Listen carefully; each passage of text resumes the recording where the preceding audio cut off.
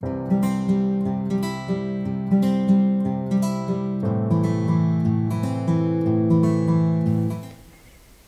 nuwe jaar is om die draai en baie van ons het die behoefte om tyd saam met die Here te spandeer en onsself voor te berei vir die jaar wat voorlê. As jy ook hierdie behoefte het, dan is vandag se video vir jou. Ons gaan gesels oor 7 eenvoudige praktiese stappe wat jy kan gebruik om voor te berei vir die nuwe jaar, sodat jy 2026 saam met die Here begin. Nommer 1. Bid vir God se leiding.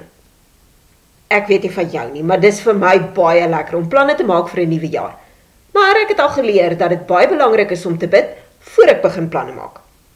Jy sien, ons kan baie idees hê, maar die Here se wil en sy plan is altyd beter. So maak 'n punt daarvan om stil te word by die Here en te vra: Here, wat is U wil vir my vir hierdie nuwe jaar wat voorlê? Lê asseblief U doelwitte, drome en planne in my hart. Wys ook vir my wat die eerste stap of stappe is wat ek moet neem, sodat ek die pad kan begin stap wat U vir hierdie jaar vir my uitgelê het. Nommer 2. Kyk terug en dink na oor die jaar. Die volgende stap is om terug te kyk na die jaar wat verby is. Vra jouself vrae soos: wat het die Here my hierdie jaar geleer? Waar het ek geestelike groei gesien? Waar sukkel ek nog? Daar's waardevolle inligting in die antwoorde op hierdie tipe vrae, so doen moeite om hulle so eerlik as moontlik te antwoord. Nommer 3. Bekyk jou gewoontes. Daar word gesê 'n mens is die som totaal van jou gewoontes. Dit beteken eenvoudig, dit wat jy elke dag doen, vorm jou karakter en lewe. Die slim mense beweer dat tot 40% van die dinge wat ons elke dag doen, eenvoudig gebeur omdat dit 'n gewoonte is. Die volgende stap is om saam met die Here te kyk na jou gewoontes. Watter gewoontes bring jou nader aan hom? Watter gewoontes versterk jou geloof? Watter gewoontes is daar waar jy toelaat dat jou tyd gesteel word, of dat jy jou fokus verloor, of jou vrede prysgee? As jy jou lewe wil verander, gaan jy jou gewoontes moet verander. Kies die gewoontes waaraan jy in die nuwe jaar meer aandag wil gee, omdat hulle jou lewe ten goeie gaan verander. Kies ook gewoontes wat jy met die Here se hulp van ontslae wil raak.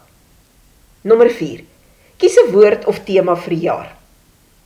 Jy het seker al gehoor dat mense 'n woord vir die jaar kies.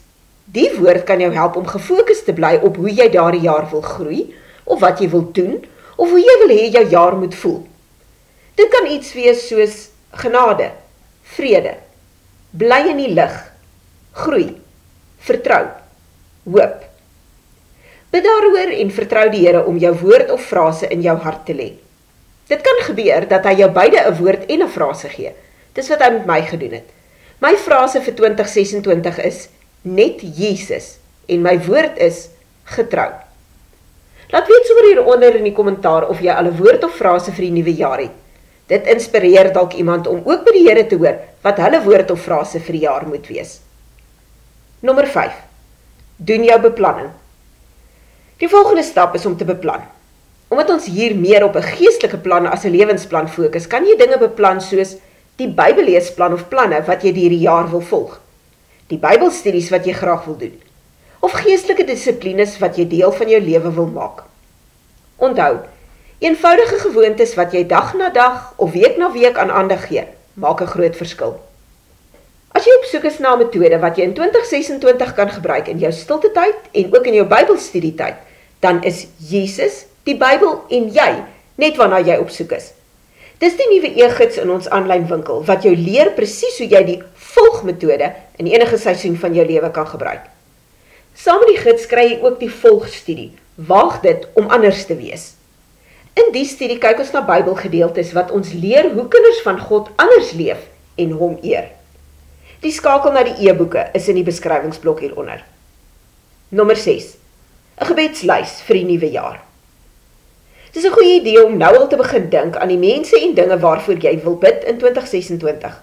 Maak 'n lysie van alles waaraan jy kan dink. Hierdie lysie gaan groei, want soos die jaar aanstap, gaan jy nuwe dinge en mense kry waarvoor jy wil bid en wat jy dan op die lysie gaan byvoeg. Nommer 7. Vier die Here se getrouheid. Die laaste stap is om te dink aan al die kere waar die Here deur die jaar vir jou voorsien het, jou gehelp het, vir jou wysheid gegee het, ensovoorts. Skryf hierdie dinge neer en word dan stil by die Here en sê vir hom dankie vir sy getrouheid en sorg.